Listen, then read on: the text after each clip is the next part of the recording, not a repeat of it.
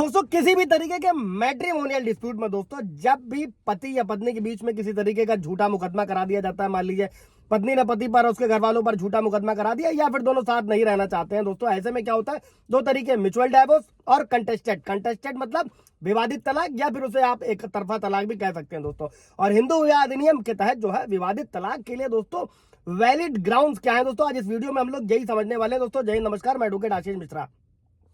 Like कर दीजिएगा, share कर दीजिएगा, सब्सक्राइब कर दीजिएगा ताकि इन्फॉर्मेशन और लोगों को मिल सके। और अगर खास तौर से पति पीड़ित है अपनी पत्नियों से तो ये वीडियो पूरा उनके लिए समर्पित है दोस्तों। अभी हम लोग बढ़ते हैं कि हिंदू विवाह अधिनियम की धारा जो 13 में व्यवस्था करी गई है दोस्तों, पति या पत्नी दोनों को ही स्पेशल ग्राउंड्स पर धारा 13 के तहत तलाक के लिए कोर्ट जो है अनुमति देता है दोस्तों, आवेदन करा जा सकता है दोस्तों। और अगर तलाक चाहने वाला पति या पत्नी इनमें से किसी भी आधार को साबित कर देता है कोर्ट में, तो कोर्ट क्या करती है, तलाक का आदेश दे सकती है दोस्तों। लेकिन इसमें चीज समझिएगा, पत्नियों के लिए तलाक लेना बहुत ही आसान प्रक्रिया है, कम समय की प्रक्रिया है।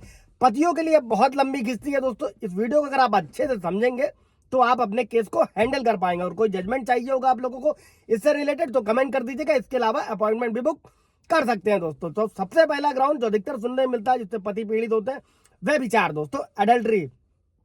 हिंदू विवाह अधिनियम की धारा 13 के सबसेक्शन 1 के तहत दोस्तों उसकी परिभाषा क्या है, वह विचार तब होता है जब पति या पत्नी अपने कानूनी पति या पत्नी के अलावा किसी और के साथ में स्वैच्छिक यौन संबंध बनाते हैं दोस्तों। और इससे जो है एविडेंसेस दूसरे पति या पत्नी जो भी प्रत्यक्ष रूप से जो साबित करना चाहता है उसे कोर्ट में सबूत देने होते हैं दोस्तों। और ये तलाक के लिए एक बहुत ही मजबूत ग्राउंड है।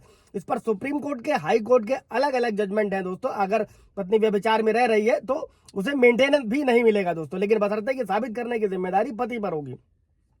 फॉर एग्जाम्पल, एक पति आरोप लगाता है कि उसकी पत्नी का जो है अवैध संबंध है, तो इसे साबित कोर्ट में पति को ही करना होगा दोस्तों।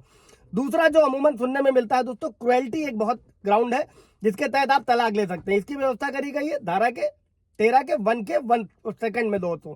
और इसकी परिभाषा क्या है, क्रूरता शारीरिक, मानसिक, भावनात्मक किसी भी तरीके की हो सकती है। हिंसक व्यवहार, उत्पीड़न, मानसिक दुर्व्यवहार, धमकी, यातना, किसी को भी शरीर से लड़की का मतलब पत्नी की जो है सुरक्षा का भावना होता है दोस्तों, उसको खतरे में डालता है। फॉर एग्जाम्पल, एक पति नियमित रूप से अपनी पत्नी का अपमान करता है, उसके परिवार के सदस्यों से मिलने से रोकता है या उसके साथ दुर्व्यवहार करता है, तो ये भी तलाक के लिए एक मजबूत ग्राउंड है दोस्तों। और इसी क्रुएल्टी के आधार पर पति भी कंटेस्टेड डाइवोर्स ले सकता है। अगर पत्नी पति के घर में रहने से मजबूर करती हो तो उस पर हाई कोर्ट का जजमेंट, अगर पत्नी बार बार अलग रहने के लिए कहती है और अगर मायके जाकर बैठ गई है, नहीं आ रही है दोस्तों। और एक इंपॉर्टेंट भी समझते हैं दोस्तों, डिसर्शन, परित्याग, इसकी भी व्यवस्था करी गई कानून में दोस्तों। और ये तब होता है जब पति या पत्नी 2 साल या उससे अधिक की निरंतर अवधि के लिए बिना सहमति और बिना किसी उचित कारण के दूसरे को छोड़ देते हैं। और तलाक चाहने वाला पति या पत्नी को यह साबित करना होगा कि जो दूसरा पति या पत्नी है बिना किसी उचित कारण के कम से कम 2 साल की अवधि के लिए जो है वो दूर रह रहा है और उसे घर छोड़ दिया है, वो साथ नहीं रह रहा, पति या पत्नी जो भी। फॉर एग्जाम्पल, एक पत्नी अपने पति को बिना बताए या किसी उचित स्पष्ट कारण के लिए 2 साल से अधिक समय के लिए उसका घर छोड़ देती है या फिर उसके साथ नहीं रहना चाहती है।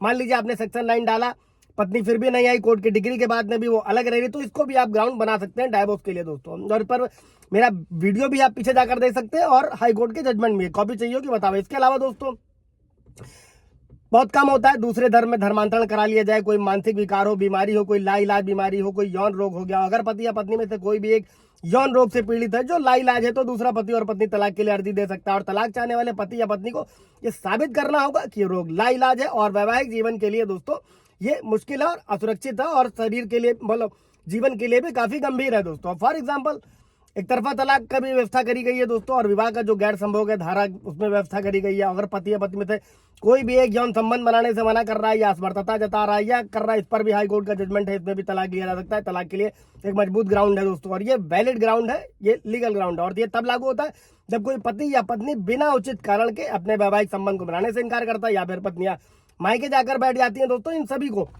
आगे होगा कोई सवाल जवाब होगा अगर आपका, पूछिएगा दोस्तों। Thank you.